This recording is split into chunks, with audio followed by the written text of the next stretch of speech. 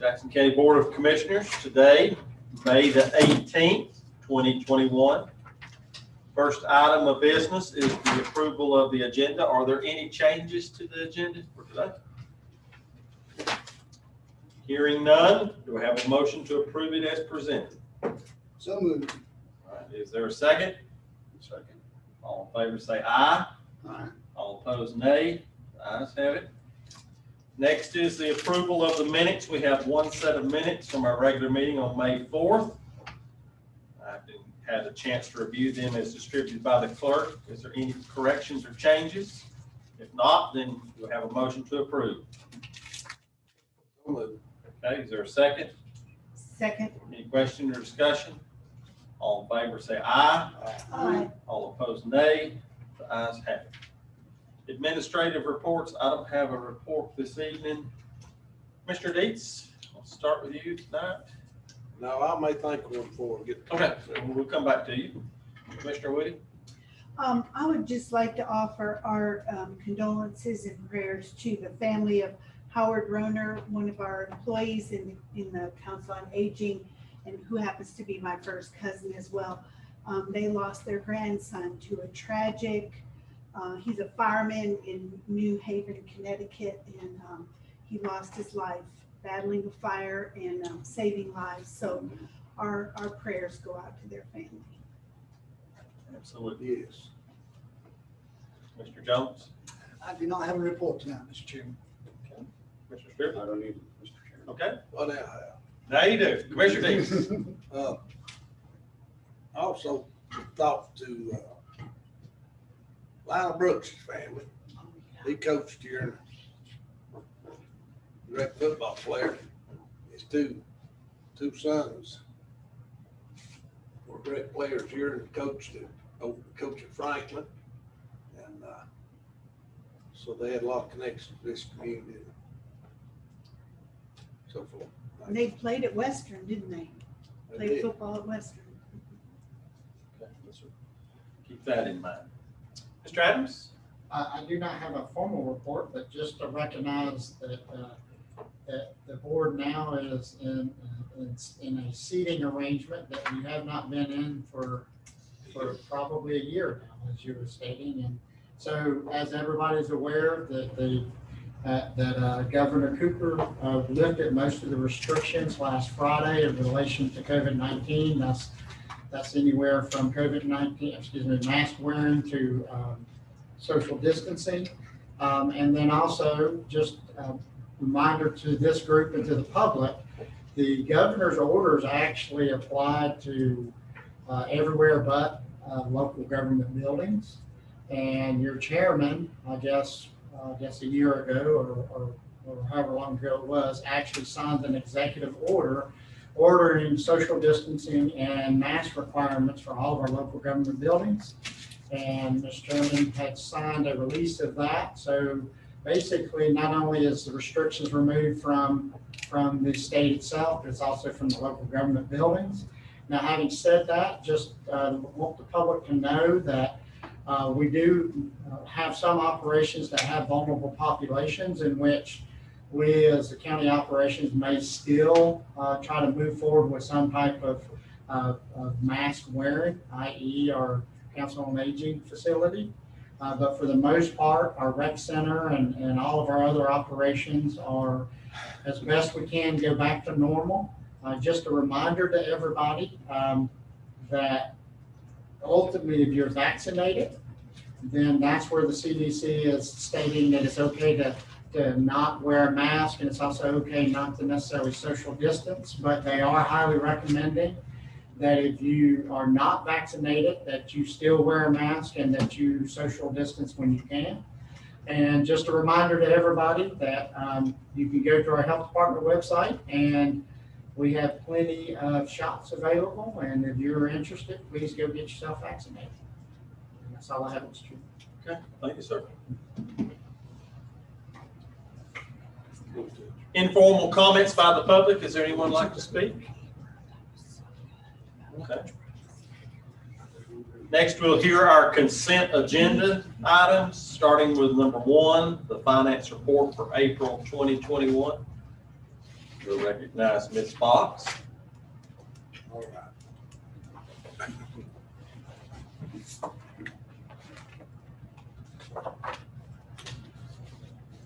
It is do not have to wear masks.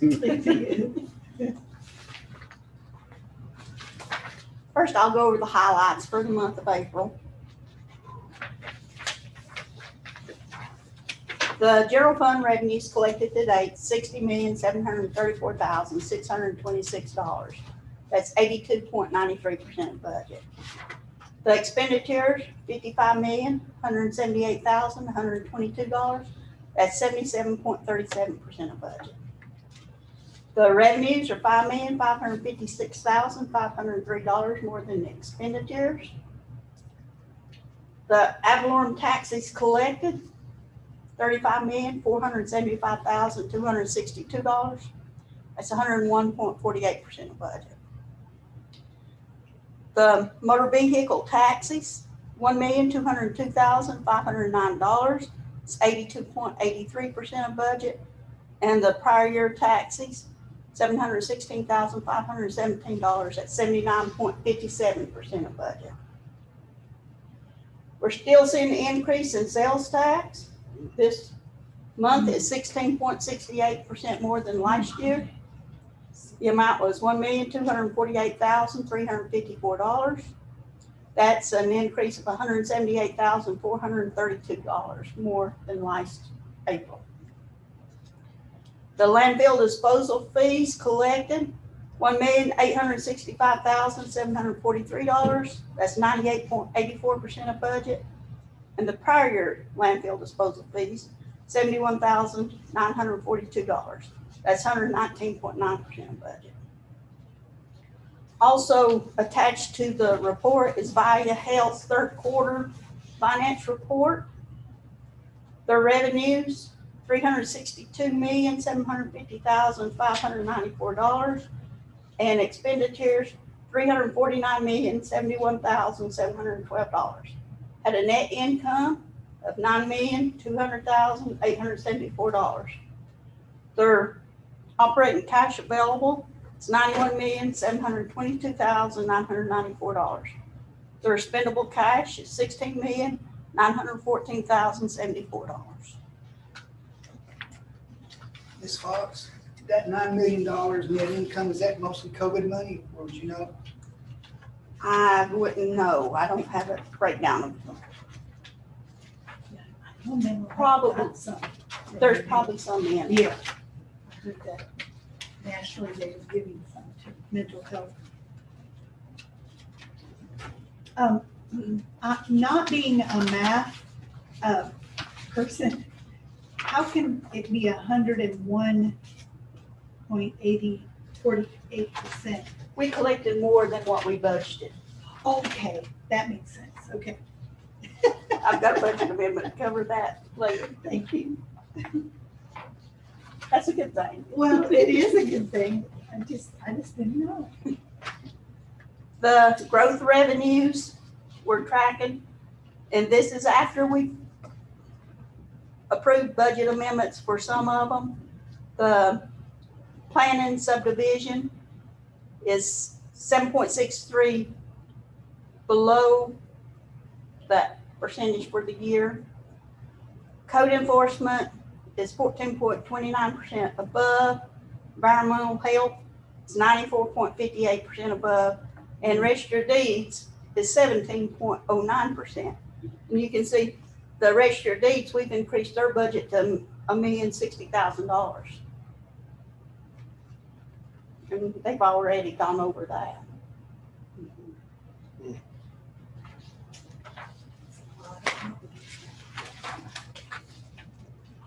The general fund contingency balance at the end of April was $720,756. Ms. Fox, would you point out here, we'll scroll back up a little bit, the capital, because I want to point something out. I'm going to mention something in the budget message. The contingency capital, we started the year out at $864,874.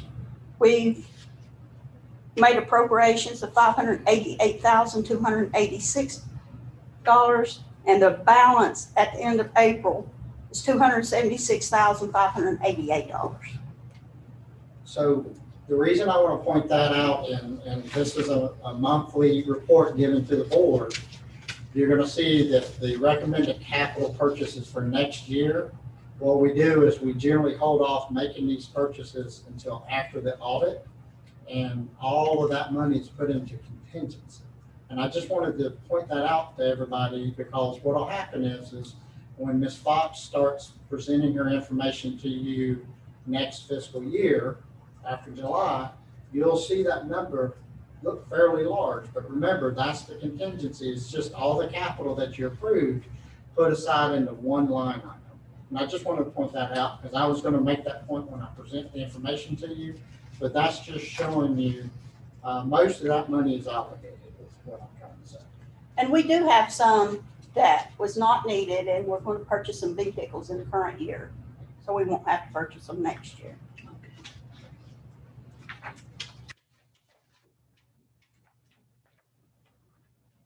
And were those purchases in the schedule of vehicle, so it's just along the lines of what we've already decided? Yes. Okay. Any other questions concerning this finance report? Okay, hearing none, we'll look at item 2, which is the budget ordinance amendment. I have one amendment. It's an increase of $2,439.98 to the general fund. It's for the Links project, and also included $650,000 for ad valorem taxes, $119,135 for Medicare hold harmless, $110,000 for environmental health fees, $28,500 for well inspection fees. And then there's a decrease in fund balance of $907,635, where we've appropriated money already this year. So we're putting it back in. Everybody understand that? Okay. Any other questions? Okay, thank you, Ms. Fox. Thank you. Next is item 3, the tax collector and refund reports for April 2021. I see Ms. Henson coming up, our tax collector. Welcome. Hey, good afternoon. The 2020 taxes collected for the county for April were $400,114.62. The delinquent taxes collected were $151,128.80. The total deposited for April was $568,215.12. And also for the month, there were refunds of $79.73, overpayment refunds of $2,064.34, and releases of $2,445.05. And the tax collection rate at the end of April was 98.1%. Any questions? Thank you very much. Okay, you have now heard all 3 items under the consent agenda. Do I have a motion then to approve these items? I move that we approve these items as presented. Okay, is there a second? Second. Any question or discussion? If not, Madam Clerk, if you call the roll, please. Commissioner Strickland, Yes. Commissioner Jones, Yes. Commissioner Woody, Yes. Commissioner Deeds. Yes. Chairman Knight. Yes, motion carries. Yeah. Okay, next is our new business. The very first item. Item 4 is the fiscal year 21-22 proposed budget. Mr. Chairman, if I may, we do have number 9. I would ask if y'all could alter the order and maybe move number 9 up to number 1. And we do have the person requesting the action in front of you, and you're welcome to stay for the whole meeting, but if we move that up, then you will have a choice to stay or leave. Okay, that's fine. Let's do that then. Item 9, offer to purchase contract from Mathis with resolution R21-09. Ms. Baker. Yes, so as Mr. Adams mentioned, Ms. Julie Mathis is here tonight with us. This is her offer letter here. This is on a piece of property in Caney Fork, and I'm gonna give you a minute to look at her letter. They're offering $10,000 for the property. They are the adjoining landowners. I'm gonna go ahead and scroll on down to show you. Here's the property that the county owns. The county became owner of this property. I'm gonna point to it here. This is a property back in 2017, early in 2017. We foreclosed on this for non-payment of taxes, and we've owned the property since that time. Not had any interest on it until a few months ago. Somebody was interested in purchasing the property next to it, which has a little bit of an access issue as well, and thought maybe this piece would help them. But I learned at that point, the reason we own this property and it was tax foreclosed is that it does not have a deeded access to it. Ms. Mathis confirmed that it's property they're familiar with. So Doug and Julie Mathis own this property here, and they own, if you can see it close up, the strip in between, that's in between Caney Fork Road and this piece here. So they are the adjoining landowner all the way around. So unless they give access to somebody, this piece is landlocked. And they are offering more than the county has in it. So the county has in it, a little under $10,000 with the cost of the sale. They're offering $10,000, and of course it will go to the through the upset bid process, as it will. Can answer any questions that you have on this. One thing I'm curious, I gave you this bigger picture here so you can see Caney Fork Road and how it fits in and some of the other roads. My feeling is that this is pretty far up Caney Fork. How far, Julie, is it? 7.75 miles of Caney Fork. So just under 8 miles. So this is 8 miles from where Caney Fork leaves. So it is, that was my assumption as well, because I had a hard time panning out far enough. I couldn't give you a picture to show you that. And so I was curious about that. But she is here and can answer any questions. How many acres is it? It should show you the acreage here. 12.1. Yeah. Okay. That's after you pass Moses Creek. Isn't it? Oh, well past Yeah. Moses Creek.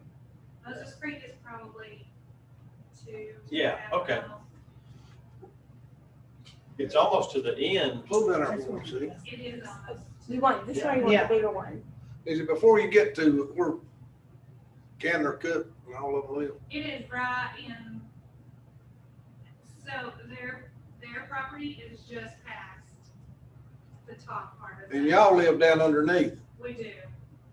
Does this go down where L.C. Mathis's place used to? We own the old home place. We own where LC was raised and grew up. We Really? got to buy that about 5 years ago. Yeah. My husband and Well, I mean, if you buy it, we can still fish that, can't we? Oh. We'll never post our property. And I can tell you, one thing about that piece of property, if we are lucky enough to get it, will never change. The only thing that will change about that is the name on the deed. It's an investment in the community for us. That's a wonderful place. It is pretty property. It is. Of course, if they did ever, it would have deeded access now. So it's really one of the only ways to fix an access problem like this. Yeah, I see Chastain Creek there, and then the Pierce Sugar Creek, so yeah. Any other questions concerning the offer? We do have a draft resolution here if you decide to move forward. All right. What's the pleasure of the board concerning this request? I move that we move forward with this. Okay, have a motion to move forward, to accept the offer, to start the upset bid process. Second. And a second, any other question or discussion? Not hearing none, Madam Clerk, call the roll, please. Commissioner Deeds? Yes. Commissioner Woody? Yes. Commissioner Jones? Yes. Commissioner Strickland? Yes. Chairman Knight? Yes, motion carries. Thank you. Thank you.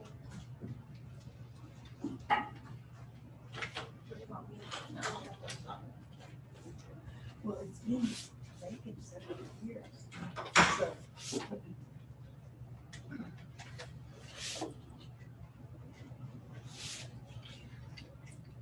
looked at it and I thought, there's no tab 4. I said, well, we got it.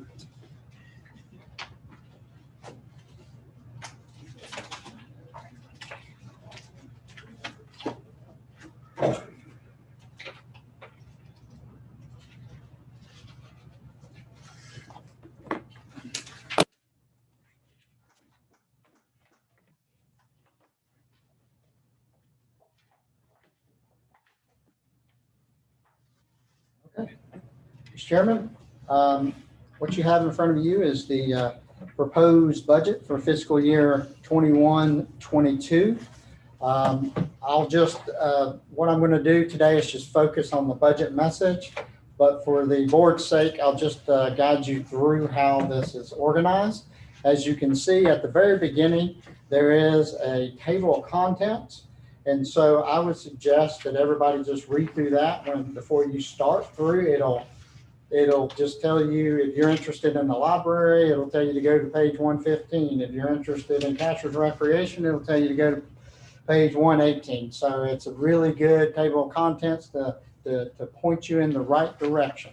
The whole goal, also, I do want to point out that once you get past the budget message, there is a lot of good information, demographic information regarding the county. It's also a lot of good information regarding the highest taxpayers in the county.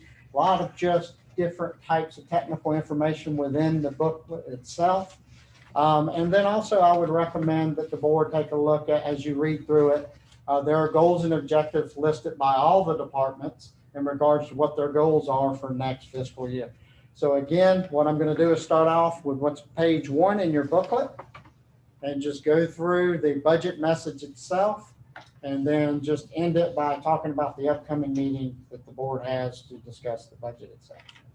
So as you see, the proposed fiscal year 21-22 general fund annual budget for Jackson County is proposed to be in the amount of $71,666,678. This constitutes a decrease of 2.2%.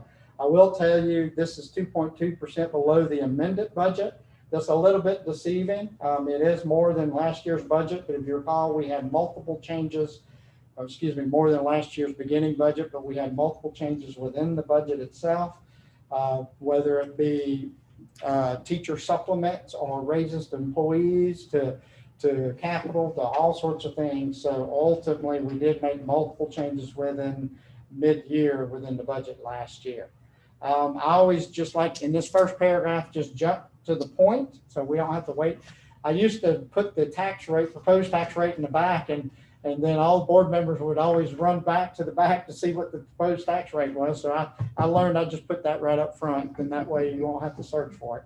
So as you can see, all proposals within this general fund are based upon a budget with a tax rate of 36 cents per $100 value. As you know, we are in a revaluation year. So by law, we must post the revenue neutral rate, and the revenue neutral rate is 34.47 cents, 0.3447 per $100 value.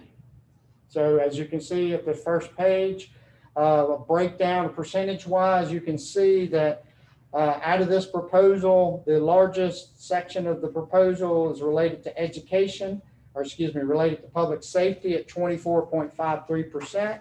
You can see education represents 24.06% of the budget. Human services represent 21.54% of the budget. General government is 16.56% of the budget. And as you can see, it goes on down the pie chart itself. Jumping to page 2, what I try to do is just give a breakdown. If you recall, I've given information to the board about what the personnel requests were, what capital requests were, and so forth.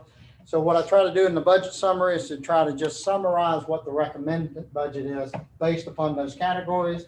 And as you can see, under the personnel insurance recommendations, you can see it is recommended that the budget include a one-step increase for all employees, a salary study to be completed in fiscal year 21-22, additional career path adjustments and new positions, and hospital dental insurance adjustments, workers' compensation, and liability insurance.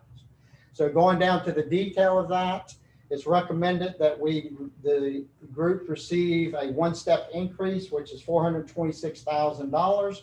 This is to allow us to continue with a career path for existing employees, and it also allows us to recruit people within our career path. If we don't keep giving our employees a step each year, then we're not able to recruit other people with experience because it's not fair to our existing employees. The second paragraph, you can see that we've had multiple requests for salary reclassifications and salary adjustments. Currently, we're having hardships in employees hiring and retention, especially in public safety and healthcare professionals. I'm recommending a salary study be conducted, and I've set aside $1 million in this proposal for phased implementation.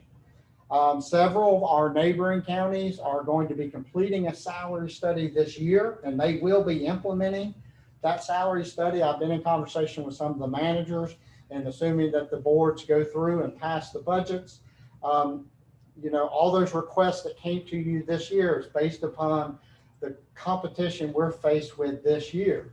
There is some logic to waiting to see what these counties implement and then ultimately doing the study and seeing who we're competing against. Now, having said that, I would not recommend a salary study. Salary study will range from $25,000 to $50,000, depending on who you hire. I would not recommend completing a salary study unless you set aside some capacity to implement something of that salary study. Nothing is worse on morale than to go and develop a salary study. These departments know, especially the ones that are having a hard time recruiting, they already know that they have salary issues. So we don't need to put something in writing really confirming what they believe they know without having funds available to try to implement. So that is the reason why I've asked to put aside $1 million. So that $1 million is not decided where it goes. That'll be discussed after the salary study and brought back to this board for potential implementation.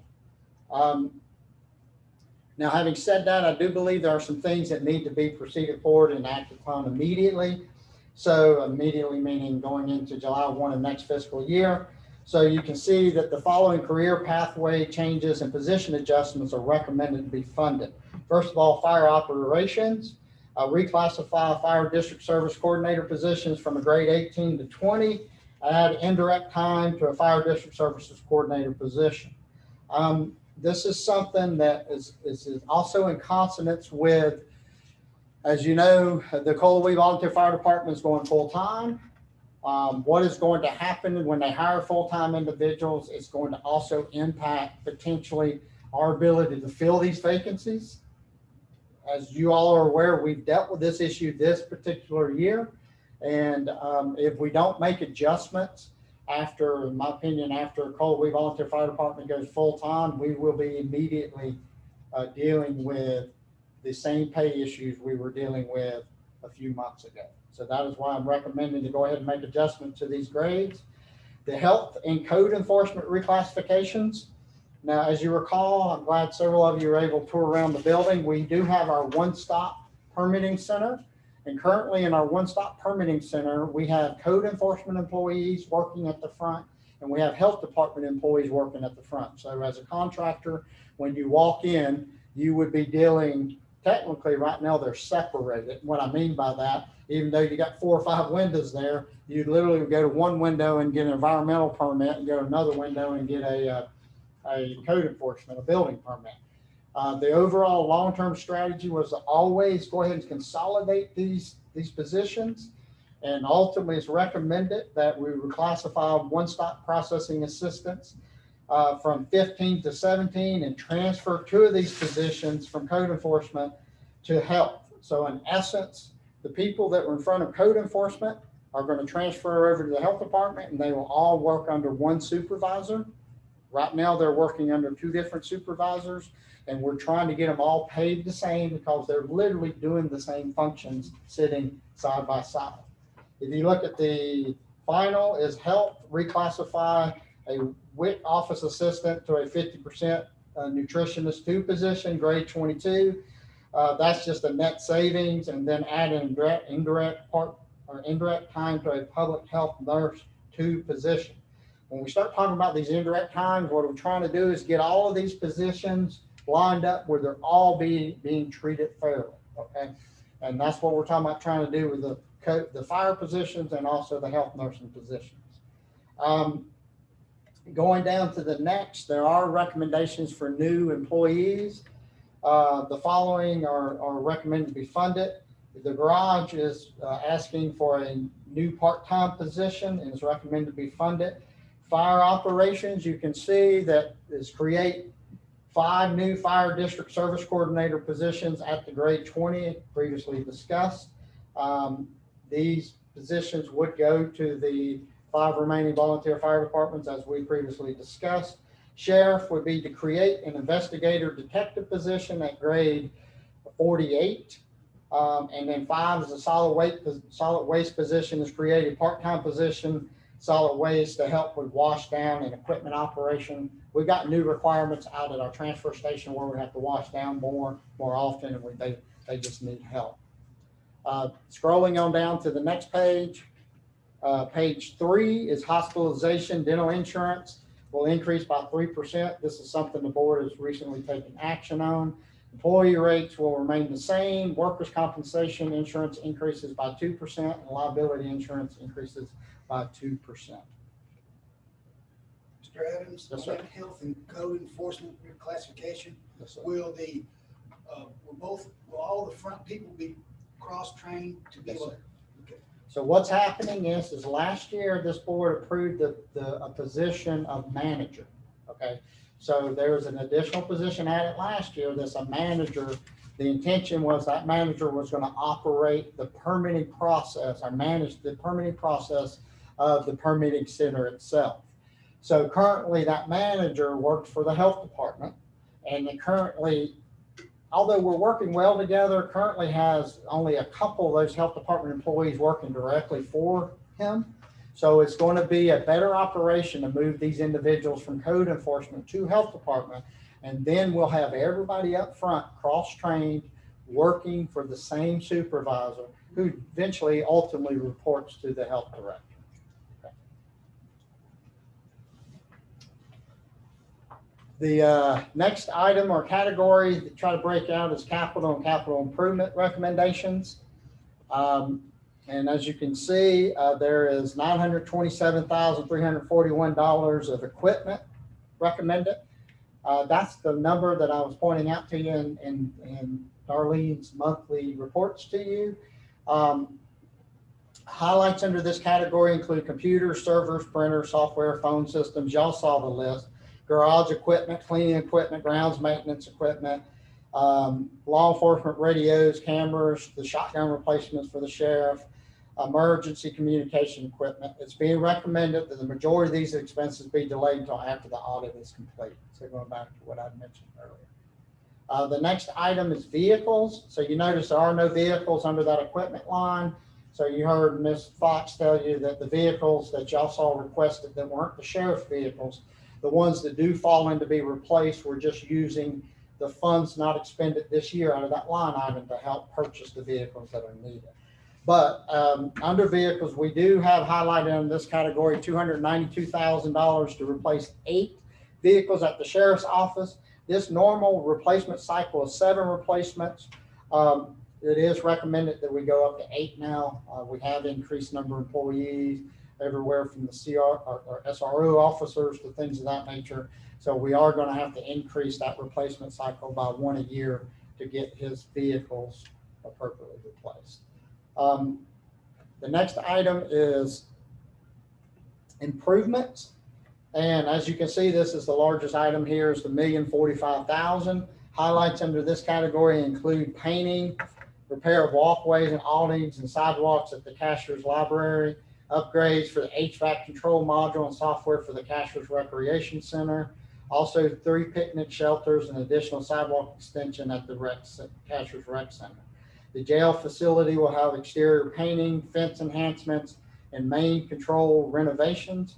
HVAC for the Jackson County Library will be replaced, and antibacterial units will be added to the Justice Center. New gutters will be installed on the Department on Aging facility, Paving of the walking trail and handicap access path will be completed at the Colowee Rec Center. A new picnic shelter and pump track would be constructed at East LaPorte. That's not new. It's going to be a replacement, going back to your question earlier, Commissioner Woody. One section of paving will be completed at Mark Watson Park. Mark Watson Park, as I all know, needs repaving, and the overall amount, when you go look at it, it's just a large amount. So the only way we can tackle that is let's just do it section at a time. So it's being proposed that we'll do one section of Mark Watson Park and the other upper bathrooms to be renovated at Andrews Campground Park. It's proposed that these projects be funded from 3 different sources: $493,500 from the general fund, $500,000 from the CPR fund, and $51,500 from the Greenway Project Fund.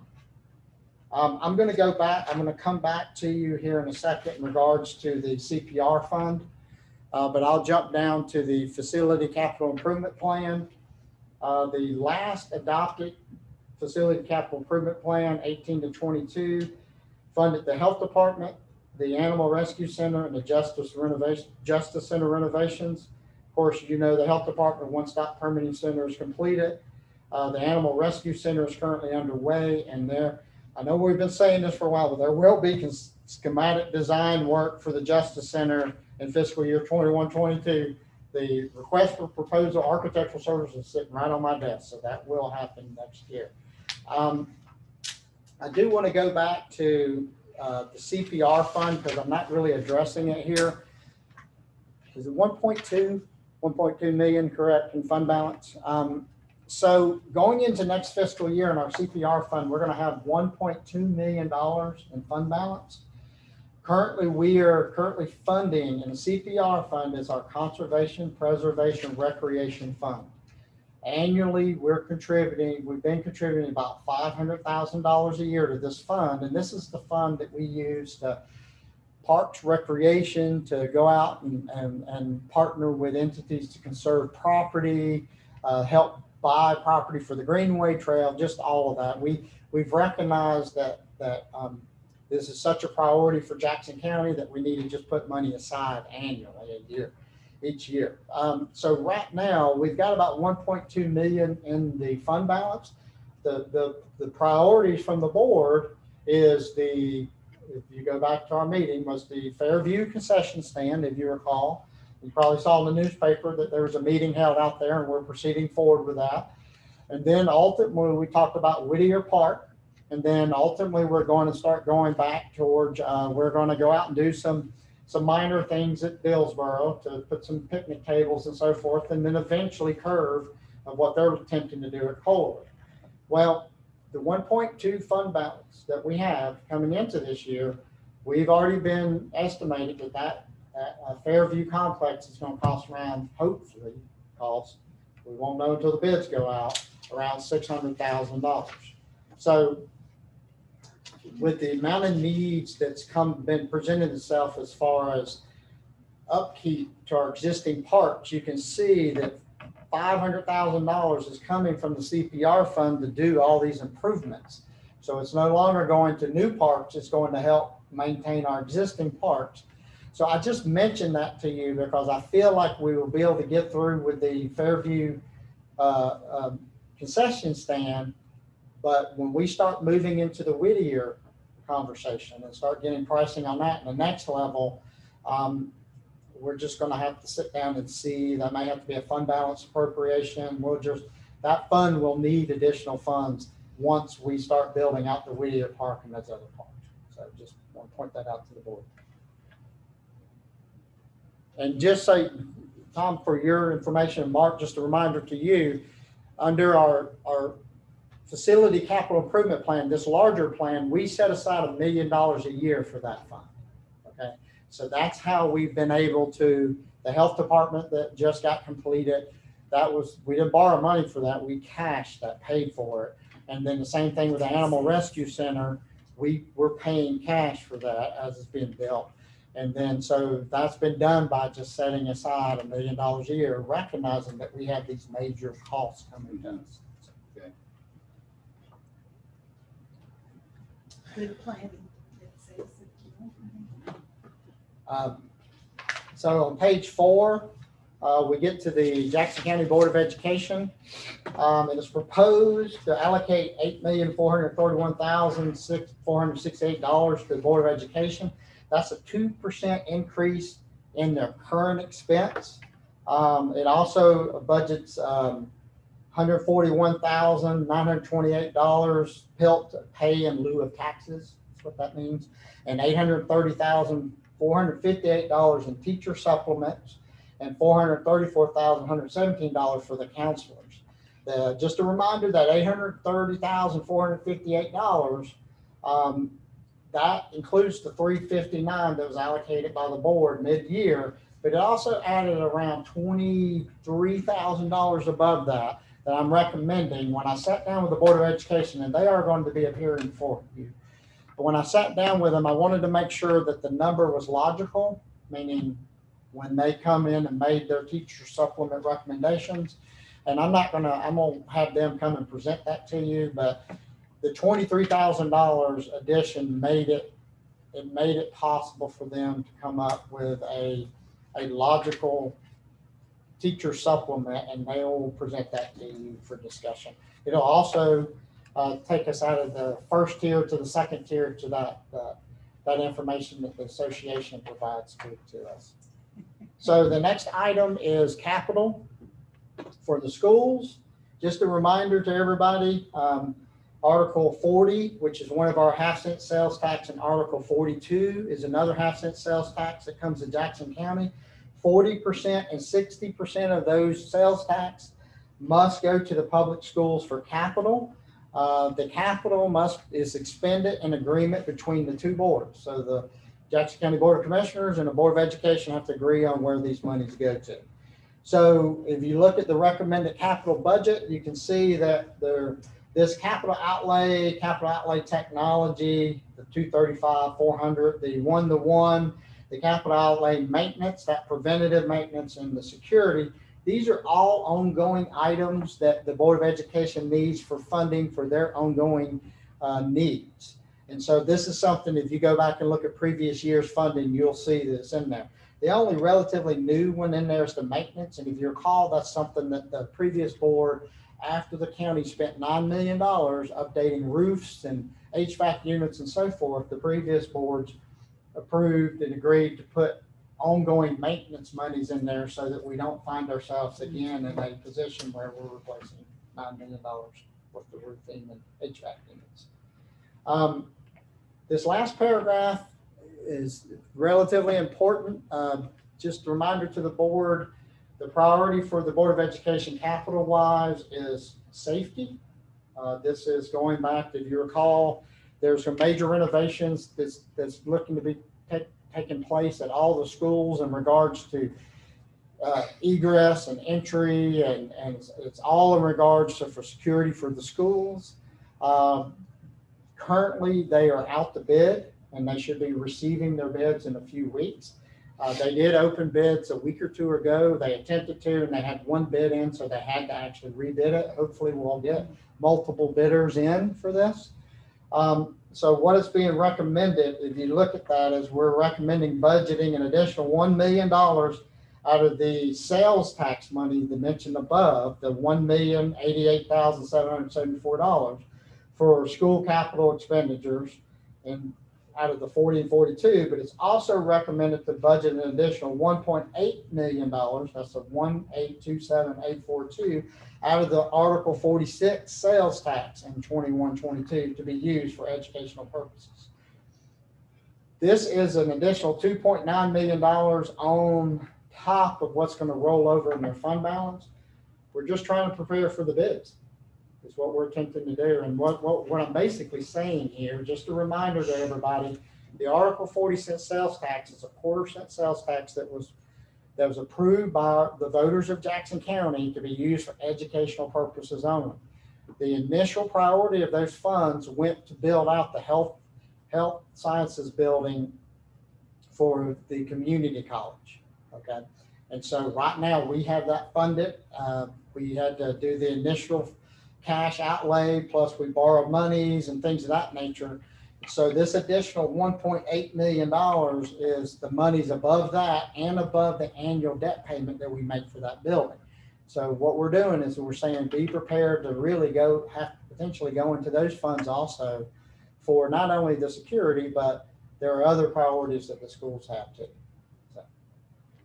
So, next item, and hopefully we'll know in about a month and we'll see where that falls out for the safety. Southwestern Community College is proposed to allocate $2,401,296. That's a 14.78% increase. The vast majority of that, included in that 14.78% increase, is 2% for their current expense for their operations. But the vast majority of that is the additional $267,445 necessary to operate the health sciences building. That building is due to come online next fiscal year. And coming online, we all knew when we went into this that counties are responsible, Tom, for the facilities and for facility maintenance and for the utilities and things of the nature for those facilities. So this was a planned expense and it's just something we needed to budget. Also proposed in the general maintenance capital outlay is $312,781. Major items in that outlay include is update to the exhaust system for welding booths, a tractor, mower, fleet vehicles, and various renovations to the facilities.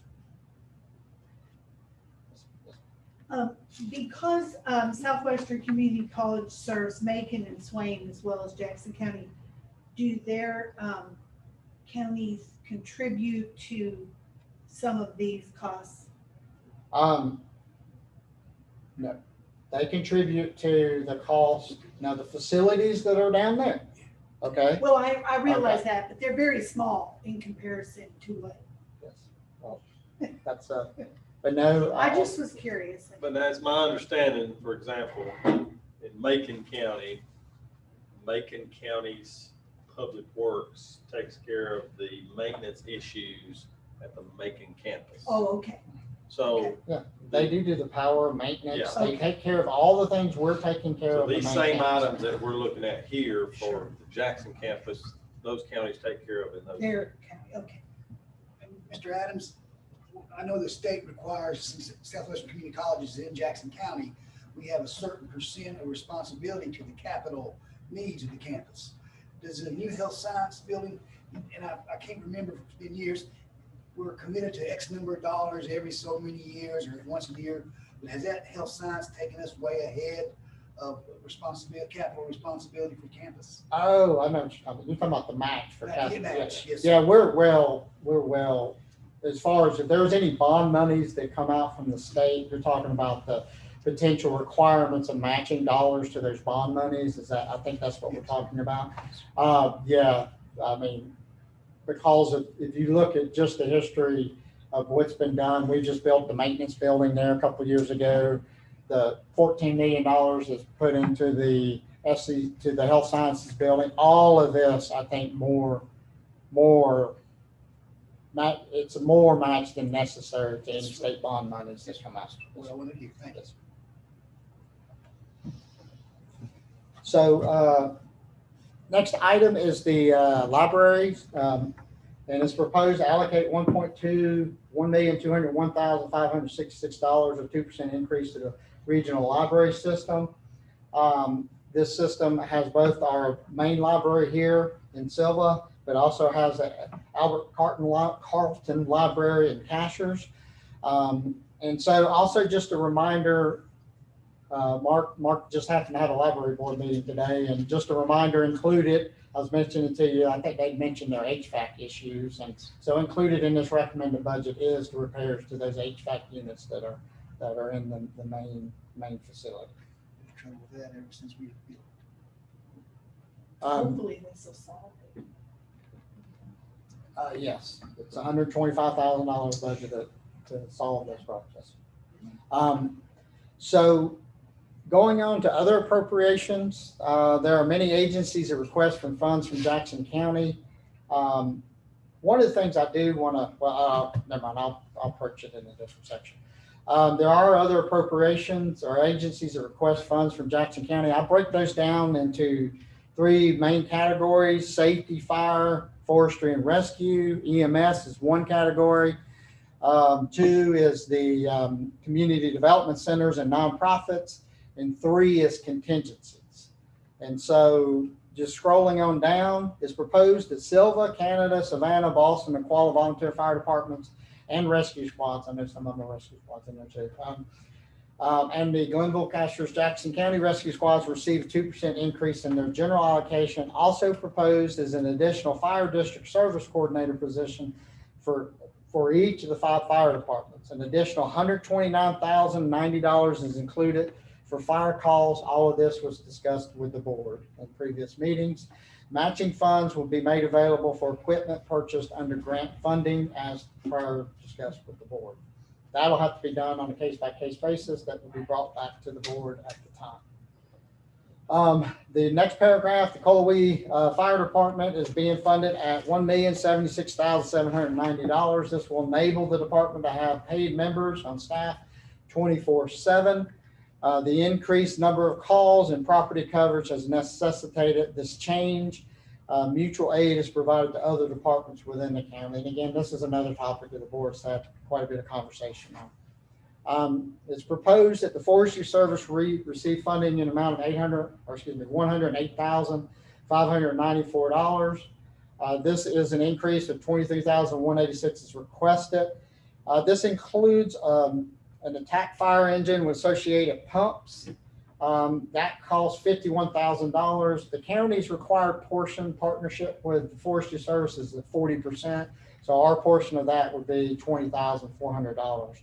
I'll just point that out. So if you see their overall increase is $23,186, the majority of that is related to that fire equipment that they're asking for. CDC and nonprofits, it's proposed that our CDC center be all funded. 14 centers remain at our current levels. As you know, this funding is just used to help maintain those facilities. It's proposed that most nonprofits be funded at the requested amounts. New nonprofits requests should be directly discussed with the board. So I'm going to point those 2 out. If you go back to you, and that is a large book, but as you're seeing, Tom, this is the meat of the budget. That book is this 1-2 paragraphs of our conversations. And so they're very important, but I'm also trying to show Tom there's much larger conversation at hand here. So if you go through and look at that, all the requests, if you look at the vast majority of those have been previously approved operations that boards have approved partnerships with. Their requests, quite frankly, are very minimal of what they're looking at in the overall. So that's the reason I recommend it be funded at the requested level. General policy for me has been new requests come before the board. And the 2 new requests that I see, one is the Teen Challenge request. And then the other, you all had mentioned this, but we hadn't received it at this point, was the Circles of Hope and no, Cashews. it's in there. Oh, good. No, I'm the sorry. Circles of Hope, it's the farmer's market. Oh, okay. So Yeah. Ms. Fox had seen the farmer's market request had come in, I guess last Friday or something like that. So that one's in there, but it's just, I had time to read it Monday, but hadn't had really a chance to look over it. Those are 2 that honestly that if we want, we can bring next Tuesday and then come and present to the board. I also want to remind the board that we have some potential additional partnerships coming up with nonprofits with this American Recovery Funds that are coming in. So we've got a lot of potential for discussion with them. So I'll schedule those 2 nonprofits to come before the board next Tuesday. The final is contingencies. So a contingency of $321,253 is budgeted for fiscal year 21-22. It is available for general purposes. An additional $1 million is budgeted for the following. That's conduct a salary survey, reserve budgetary capacity to implement recommendations from the salary study, and then to continue the county's internship work program. If you go back and look, what was presented to you, there's $25,000 set aside for, we have management interns for different departments and we do work study and so forth. And so it's recommended that that be reserved for that. And just a reminder, whatever capital budget amount that's approved by you, that amount will be moved over to contingencies too. The next section is the COVID-19 pandemic and recovery. I just want to say, and I put in writing, that I believe Jackson County employees have done a great job in adjusting for the past year. They've protected not only themselves, but citizens, the health and safety of our community throughout this. And I extend my appreciation to them. As the state community attempt to transition back and open up, Jackson County government will also need to transition back to a new normal. That sentence was written before Friday. So I didn't realize the new normal was going to be effective Friday, but just, we know we had to transition and it'll be done in consonant. Anything that we do, we'll continue to do what we've always done, and that's follow the recommendations of the state of North Carolina, DHHS, and other health agencies. The next paragraph is the one I was saying that on the next page that I would come back to is Jackson County is slated to receive that number. I don't know if you noticed on that number went up just slightly on the information they gave us today. So we're slated to receive approximately $8.5 million. That went up to about 8.53 instead of 8.52 today when they provided us new numbers. This is for the American Rescue Plan Act of 2021. They literally have just sent out guidance in the past week, and we're sitting through trying to figure out how to proceed forward with these funds. Just everybody know the Board of Education and Southwestern Community College has also received additional funds and related to the COVID-19 pandemic, and we'll be making plans for these funds during the fiscal year 21-22 year. Deadline to obligate these funds, I use the word obligate, will be December 31st, 2024. So the intentions, what I'm asking the board to do is sometime about midsummer to July to August, after we get through the budget and we get through everybody's taking a breath after you get through the budget, July or August, to start going through a process of discussing potential uses for this. I am glad to say, if you recall, that I'd mentioned to you that a primary target could be human services. And everything that we continue to receive, when I say human services, that goes back to whether it be the homeless population, whether it be domestic abuse, whether it be child advocacy. We have a lot of partnerships with these nonprofits that provide these human services programming that I'm glad to say when I first mentioned this to the board, I thought this could be a priority. We've been reconfirmed today that that is a priority of these ARP monies, is to go out and try to work on new programs or programs to assist on human services. So I do think we're going to have a lot of opportunities there, but we're also going to have opportunities with our new economic developer that we're going to be talking about today. With business development, we're going to also have other opportunities with additional partnerships with nonprofits. So I think it's exciting, and I think if we go through an approach, a planned approach, that we can get a lot of benefit out of this additional $8 million in the next 4 years. So what that is that describes all of the funds, the general fund dollars, that is your property tax dollars. The next is your special fund highlights, and generally speaking, these are different operating entities. Some of them have different funding sources other than tax dollars. They also have transfers back and forth by $8.2 million from the general fund. So jumping into this, our solid waste enterprise fund is proposed to be an operating budget at $4,055,469. This proposal constitutes a decrease of about much less than 1% of about $4,000, almost $5,000 of the amended budget. This enterprise fund is funded completely from fees collected for the services. And unfortunately, I'm proposing a 15% increase of these fees. These fees have not been adjusted since 2008 and 2009. Currently, what's been happening in the past couple of years, and remember, these are your solid waste fees that go to residential, to your businesses, also the landfill fees that you pay by weight.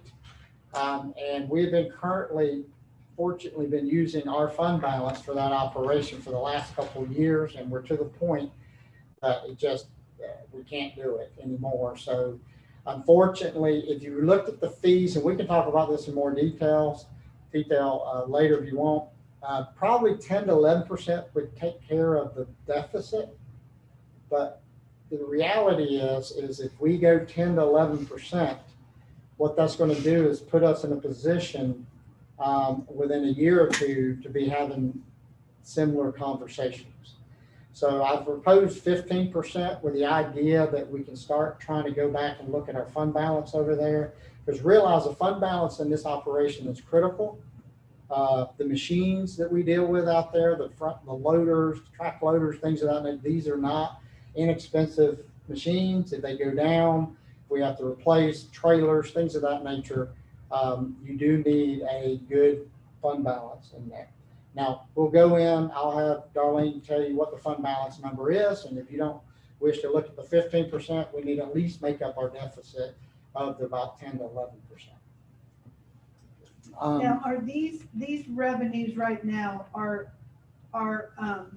based on number of bedrooms in What? residences, is that correct?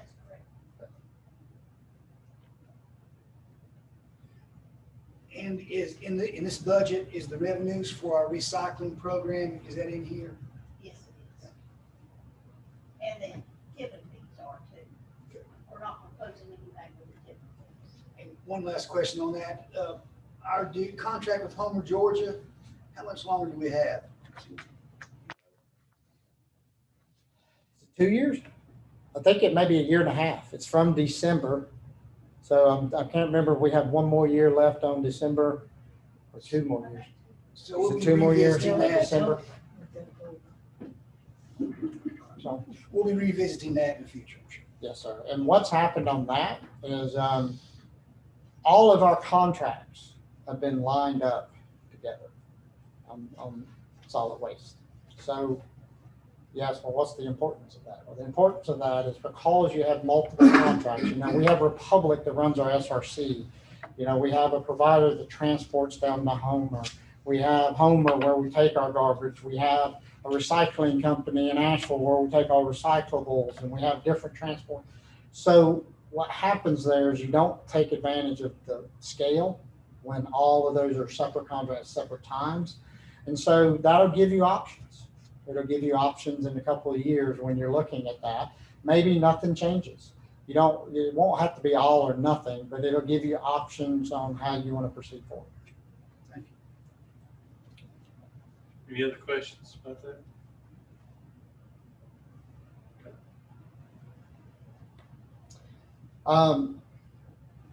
Excuse me, I'll scroll down. The next one is the Emergency Telephone 911 Fund, proposed to be at $314,070.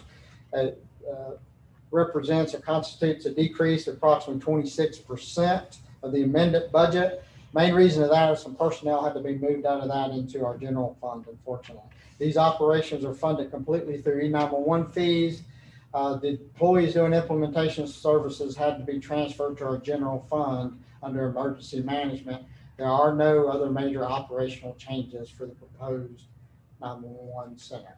And just so everybody knows, you're on your cell phone or on your home phone, that fee that's on there, that's the monies that we're talking about that's sent to the counties. And we're under very strict rules on how we can expend those funds. And throughout the years, the state has been really restricting those rules. And basically, we don't, for example, the dispatchers, we can't use them for the dispatchers. We can use them for the equipment for the dispatchers. And so a very simplistic way to look at it is we can use it for the 911 center and the 4 walls around the 911 center, and that's about it, equipment-wise, and not personnel. So only can be used for receiving calls, not dispatching. So we can't, all the costs, when you start getting, it doesn't make it, when you start getting on the cost that we assume from the mountains when we're doing our repeaters, all the way to the towers, all that, to the radios that go to the, none of that can be bought. These funds can't be used for any of that. The next is the Real Property Revaluation Fund. Its proposed budget is $350,500, constitutes no increase. Employees within this fund would receive a one-step increase. New property values become effective January 1 of 2021 in the final year. So that was, obviously we're going into our first reval year. A new 4-year revaluation cycle will begin during fiscal year 2021. Software costs have been included in this budget in the amount of $81,700. They've also been included in the general fund budget under collections. The tax office is looking to update their entire software from appraisal, valuation, camera system to their collections. So the software costs have been included in both budgets. Next is the Green Energy Fund. Budget is $240,000. This constitutes the same level funding for current fiscal year. The employees within this fund will receive a 2-step increase. There are no other major operational changes in this fund. Economic development, this proposed budget is $137,500. This constitutes a decrease of 31%, almost 32% under the current year budget. The employee when this fund received 1 step. There are no other major operational changes. Fire tax fund.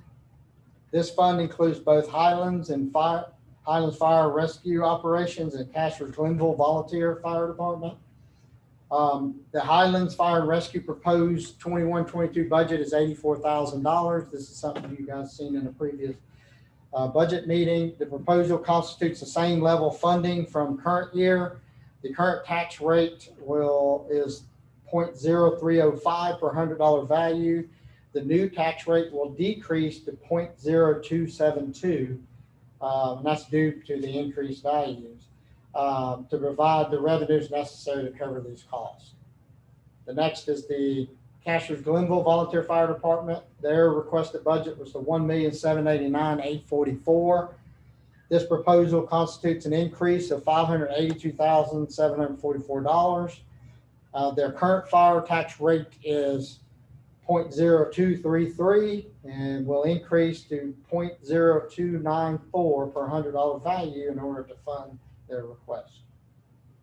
Other funds that's not detailed include Cap Reserve Fund, School Capital Reserve Fund, Economic Development Fund, Community Development Fund, Law Enforcement Fund, Conservation Preservation Fund, Debt Service Fund, Clean Water Revolving Fund, and Airport Authority Fund. They're all still active funds.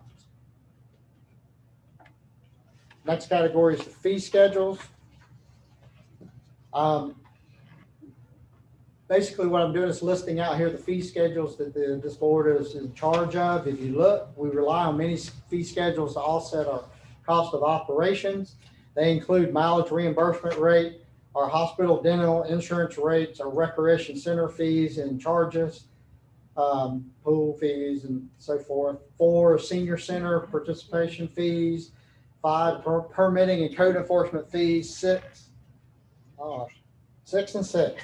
You know how many times we reread this and don't catch those things? You see that, Darlene? You know, but many times this goes back and forth. And then, so 6 is permitting, or 5 is permitting code enforcement fees, 6 is planning fees, 7 technically is health department fees, 8 is transit fees, 9 is solid waste fees. It is recommended that adjustments be made to the following fee schedules. Hospital dental rates, as we discussed, the 3%. Solid waste availability fees increased by 15%.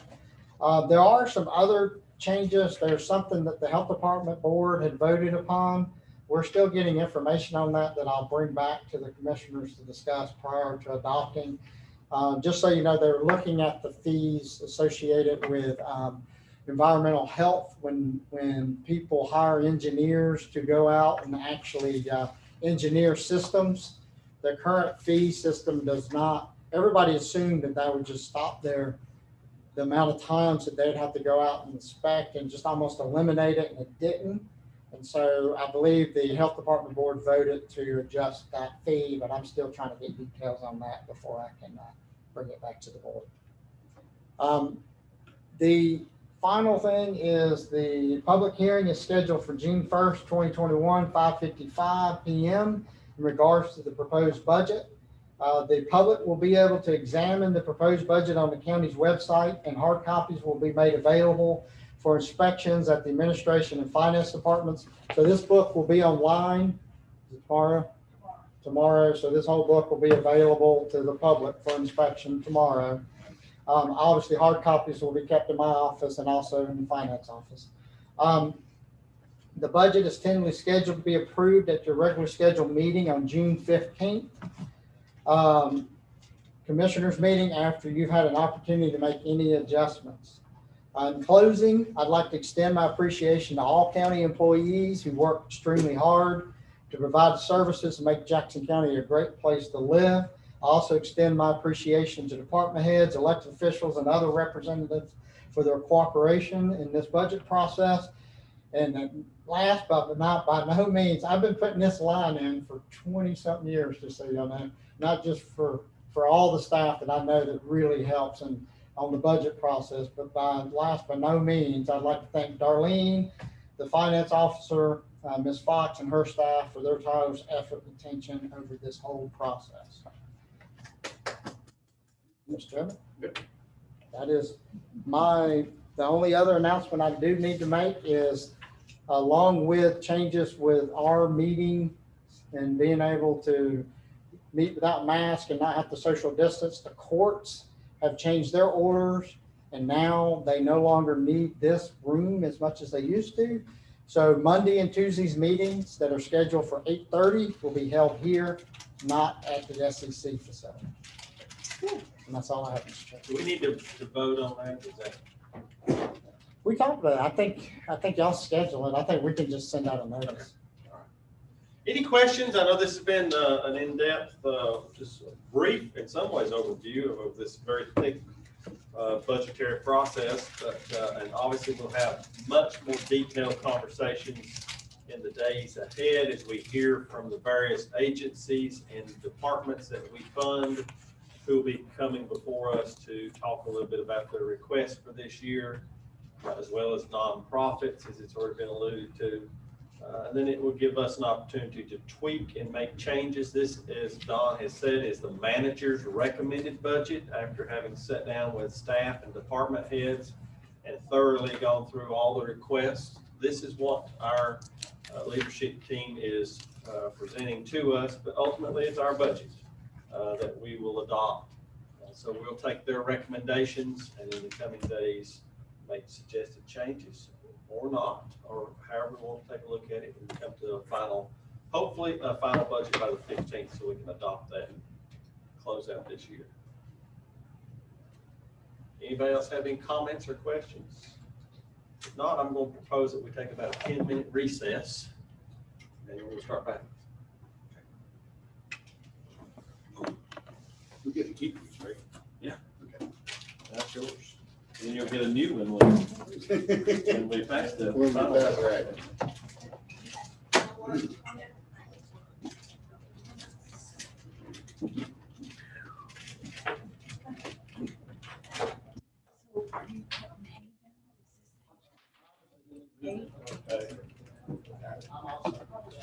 No, listen, Bush, you need to read that article that Terry Phillips did. He quoted you, and it was so nice. I cut it out and sent it to Jay and Josh Brooks. Because I thought they might get the silver paper. Moving on to Frank. What's with that?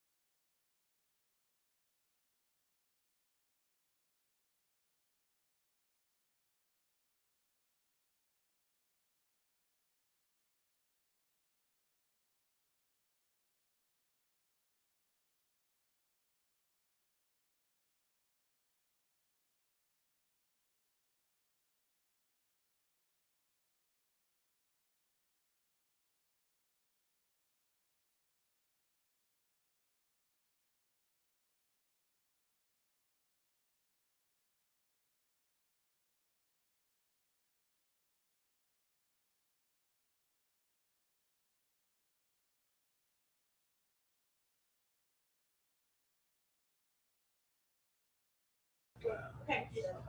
Okay, we'll come back to order, and I guess the next item is item 5.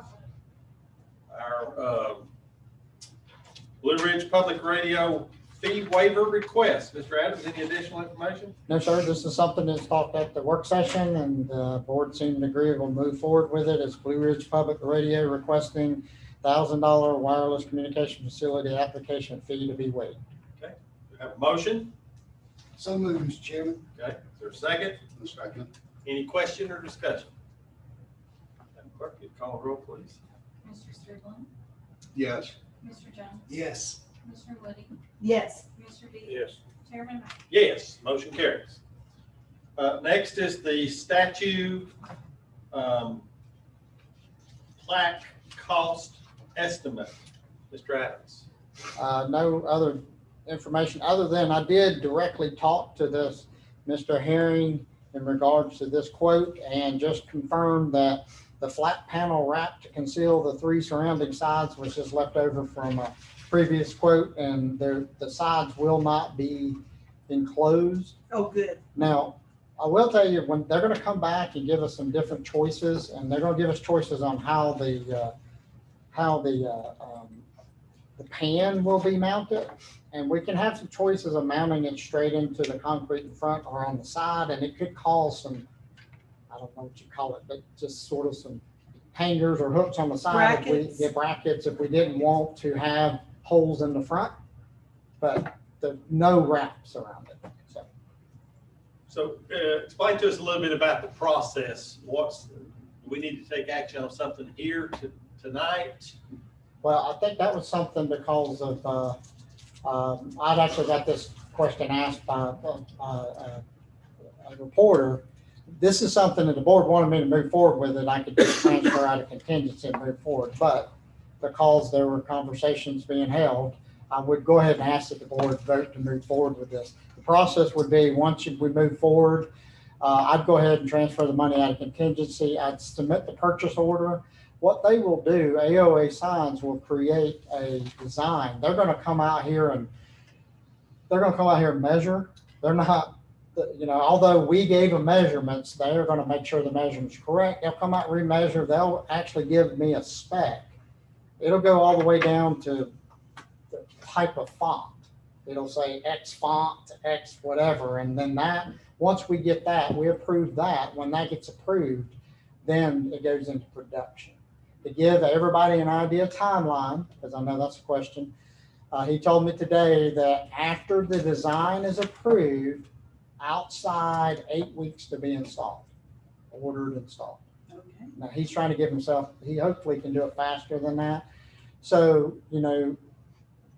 it won't be 2 months. It'll probably be, let's just say 3 months, because he's got to go through, we got to approve the design. And then once he orders it, 8 weeks to produce and install. So what would be in order then would be a motion to authorize the manager to move forward with this process and to transfer funds from contingency to pay for it. Someone would like to make that motion? I move that we authorize the manager to move the funds and move forward on this project. Okay. Is there a second? I'll second the motion. For discussion now, any comments or questions from the board?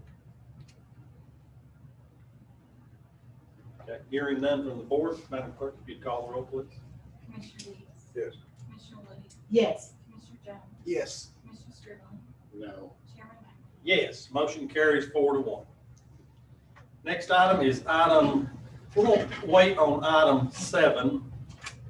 We'll come back to that one later. Let's move on to item 8, which is the Register of Deeds refund.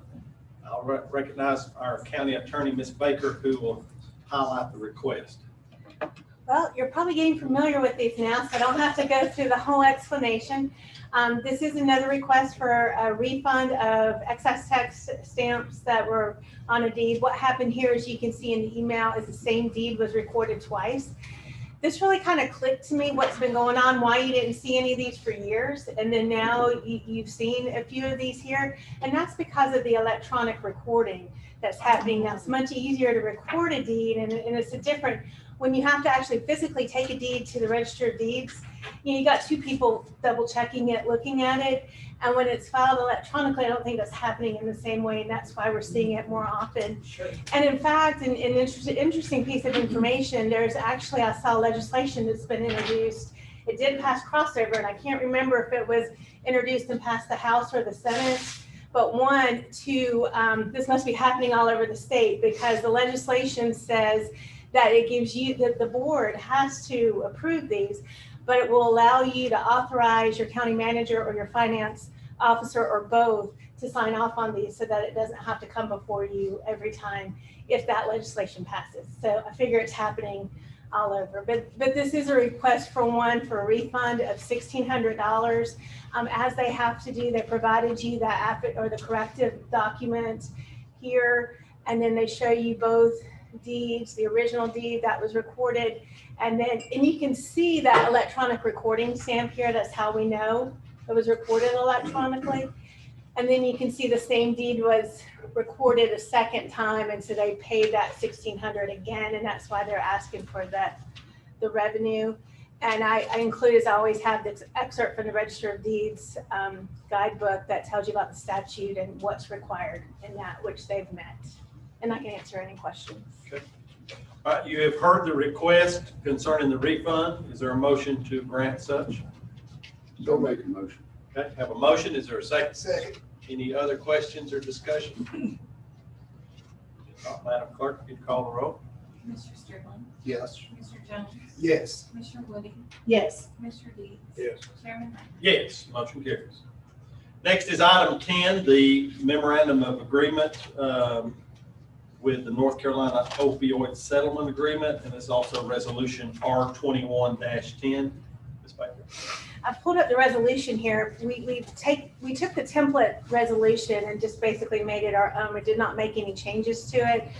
Didn't feel that it needed any for our purposes.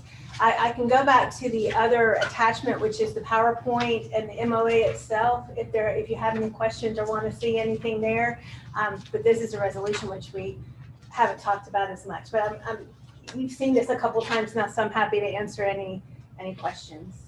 And I'll just remind the board, as we discussed at the recent work session, this is a memorandum and a resolution that has gone forth to all county governments in North Carolina, asking for everyone to adopt these. There is somewhat of a timeline. It's not a real strict timeline. But they are recommending we take action as soon as possible, just to avoid it getting caught, fall between the cracks, and get it behind us. We went ahead and drafted this official language. It's ready for adoption if the board is ready. That's why it's on the agenda for tonight. If for some reason we don't feel comfortable moving forward, we do not have to take action tonight, but it is available if we do want to take action. And just to let you know too, we don't know when this settlement is anticipated, but we don't know when it will take place at the federal level.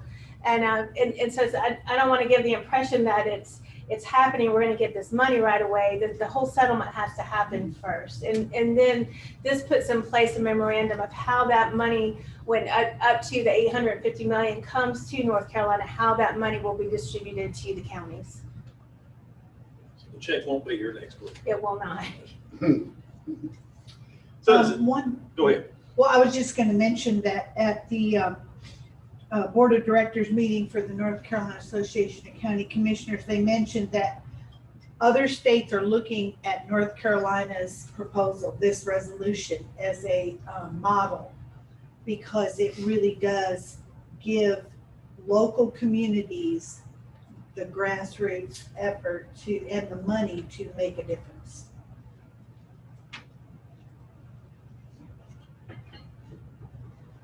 Okay. Is there any appetite to move forward with this today? Yes, I'd like to move that we accept this resolution Okay. And the memorandum? and memorandum. Thank you. All right. So I have a motion to approve these two documents. Is there a second? I'll second. Okay. Any question or discussion?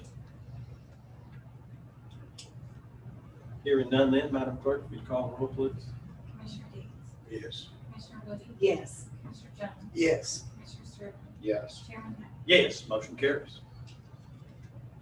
Next is item 11, which is House Bill 405. This is a resolution R21-11. Likewise, this is one that was requested that we entertain. I mentioned this at our last work session. Staff went through and took the sample resolution that had been provided to us from the other counties in the district that have adopted it as a guide to work from to craft our resolution. So it is here. Likewise, it's available for us to move today if there is a comfort level to move forward with it, or we can take action at a future meeting. I move we support it now. So you'll put that in form of motion then? If so, is there a second? Second. All right, any question or discussion about this resolution? We're in with Haywood County in this new proposal, are we not? That is correct. Will be Haywood, Jackson, and Swain will be grouped together in both the district court and the superior court schedules. And I feel like as some of the different elected officials have said, this allows Jackson and Swain to be in the same category, and because we share the Qualla boundary, that will make it a lot more efficient. Yeah. Any other thoughts or comments? All right, hearing none then, Madam Clerk, if you would call the roll, please. Commissioner Strickland, Yes. Commissioner Jones, Yes. Commissioner Woody, Yes. Commissioner Deeds, Yes. Chairman Knapp. Yes, motion carries. Next is item 12. Likewise, this is one that I brought up at the last meeting. Here again, we don't have to take action on this tonight, but I wanted to get the amended copy in front of you. Staff worked on recrafting this to put it into format. And this is the resolution supporting the erection of a highway marker to recognize the Cowie 19. That's the 19 individuals who died during the construction of that Cowie tunnel on the Murphy branch of the Southern Railway. This came to us as a request to support this effort. Mr. Chairman, I'd make a motion to move forward on resolution 21-12. Okay, we have a motion to approve the resolution. Is there a second? Second. All right, I have multiple seconds. Any question or discussion? Hearing none then, Madam Clerk, if you call the roll, please. Commissioner Deeds, Yes. Commissioner Woody, Yes. Commissioner Jones, Yes. Commissioner Strickland, Yes. Chairman Knapp. Yes, motion carries. And then next is item 13, constitutional right protection. And this is one that we were going to try to have at the last meeting, but it made it hard with Commissioner Strickland in a truck, unable to be with us and us to share documents. So that's why we went ahead and added it for discussion purposes tonight. Obviously, we can put it back on for a vote at a later time as well. But I think Commissioner Strickland, I'll let you speak to what you are asking. And then also I have a sample document to also share, and we can go from there. I was just wanting to make Jackson County a constitutional county like all our neighboring counties around us. Make it a law. Constitutional carry. Protecting our Second Amendment. And I think what happened, there have been several counties and jurisdictions adopt a resolution declaring their county or jurisdiction to be a constitutional rights protection county or municipality. But, and that has sort of happened a lot. I think this caught a lot of movement in 2018 19 coming into 2020, and then, so a lot of these actions took place, and then the COVID hit and everything came to a halt. We did as a board, it has been brought before this board by the public. There were some citizens who came and spoke. Here again, this goes way back. I can't even tell you the exact date when they were here. I believe it was 2019, because it was at the end of the year, and this is prior to COVID. We started the process of having some informal discussions and asked staff to work on a draft document. And I'm going to just pass this out. This is something like that to take and we can look at. But this is a draft that was submitted to honor the request to recognize Jackson County as a constitutional rights protection county. And I just want to highlight a few things in this draft. I think first, in the second whereas, we wanted to make sure that we recognize the first 10 amendments to the Constitution, which is known as the Bill of Rights. That's the main focus of making sure that we honor and protect and highlight those 10 amendments, which is the Bill of Rights, which includes Commissioner Strickland's Second Amendment. And then we also thought it was important that we stand very firmly on protecting our Constitution, and that's why if you look at that whereas about 2/3 of the way down the page, we even made a point to mention in this resolution that the Jackson County Board of Commissioners have taken an oath to defend and uphold the Constitution of the United States. That's a very strong statement we felt like we needed to make, that we do support the Constitution. And in following that up, the next whereas says that the Jackson County Board of Commissioners led the efforts to raise funds to establish what is now called Freedom Park and to install full-size replicas of the Declaration of Independence, the United States Constitution, and the Bill of Rights at Freedom Park so that all citizens can read and learn about these founding documents. So we felt so strongly about this over the last several years that we even worked to help raise monies to build these monuments to these documents because we believe in the Constitution.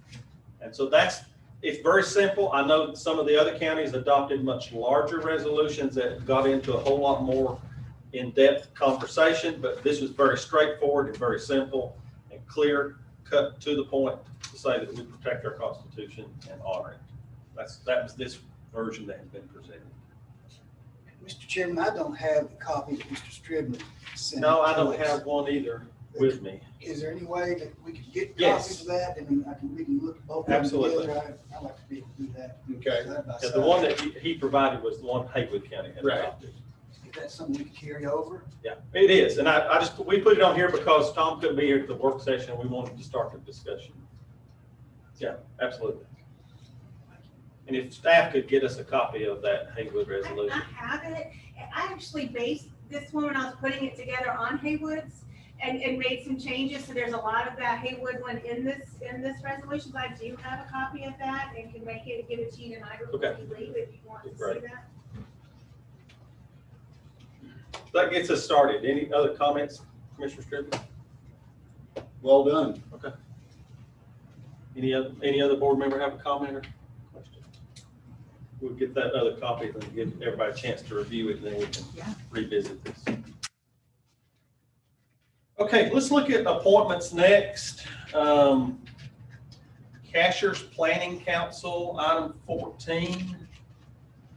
I think we have 3 appointments, and Commissioner Jones, who resides in that district and represents that district, I think has had some discussions with this council and with potential appointments.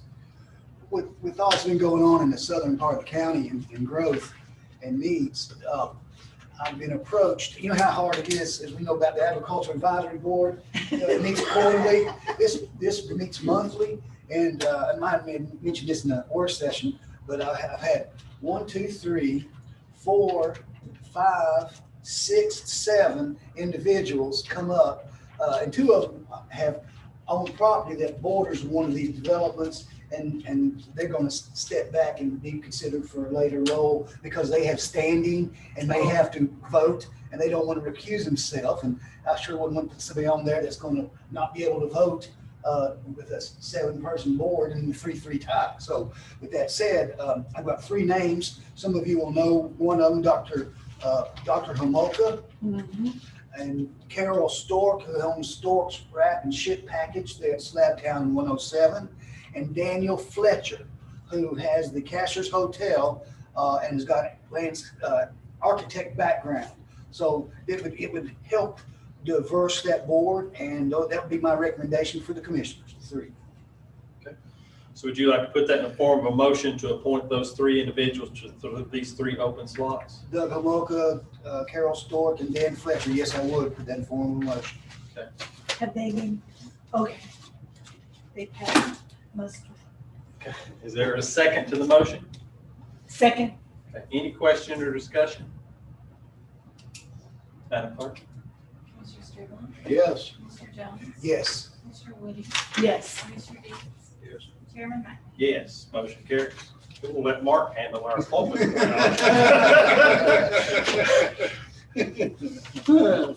Absolutely. I do have a comment I'd like to make, Mr. Chairman, real brief. Okay. It'd be regarding the millage rate that Mr. Adams sent out to each of us, a copy of the state, each county. So if you take a look at that, and with the work that Ms. Fox and he has done, and all the other staff, the proposed millage rate would make Jackson County tied for second lowest tax millage rate in the state of North Carolina. Swain County would be equal to us, and Carteret would be the only county that has a lower millage rate at 33. We would be at 36. That's huge. Second lowest rate in the state of North Carolina. Nice.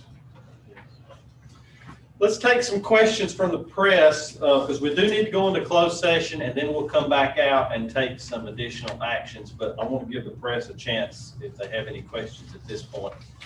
We have with us in the room, Holly Bowman, is that right? All right, I have to think about that when people's names change. I don't have any questions. Okay, no question. Beth, it's on Zoom. I keep saying, I won't say Facebook Live because it ain't Facebook Live. Beth is on Zoom. I'll give her a chance to unmute to see if she has any questions. I don't have any. Okay, and is there anybody else? Okay, I didn't see. Yeah, Lily tried to get in at some point, but then it disappeared, and I went back in chat and. Okay. All right, we do need to go into closed session for personnel, 143-318-11A6. So I have a motion to go into closed session concerning that. So moved. Is there a second? Second. All in favor say aye. Aye. We'll give them a chance to get the camera turned off and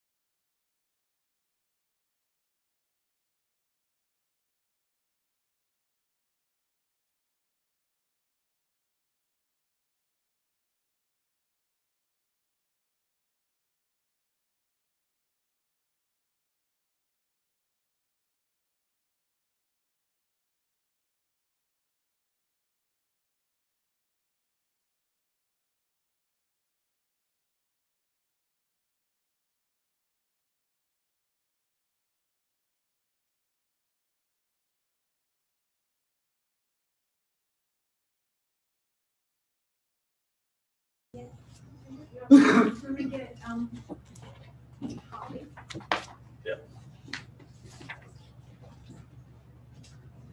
Poor Holly, we told her it's short. It's my fault, Molly. Don't let her think it was Gail Woody. Remind me, I'll give you a copy of that social services. Holly, I apologize. Gail just spoke so too long. Holly, Well, I know, like, I couldn't hear. We all what kept you looking said, over but I at could her. hear the general tenor of that voice that was speaking, and I don't think it was Gail. Thank you. It was Gail. She's Holly. been hoarse because of allergies. I love you, That's Holly. awesome. Thank you. They're trying to run her off. I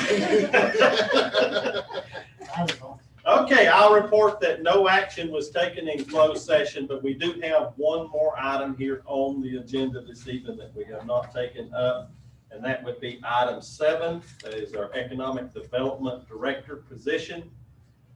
Mr. Adams, I'll recognize you to offer any comments.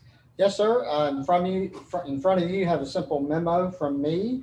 But this memo is representative of an interview team that's comprised of stakeholders who will partner with our new economic developer to make them successful. And the recommendation to this board is to hire Ms. Tiffany Henry as Jackson County's next economic development director.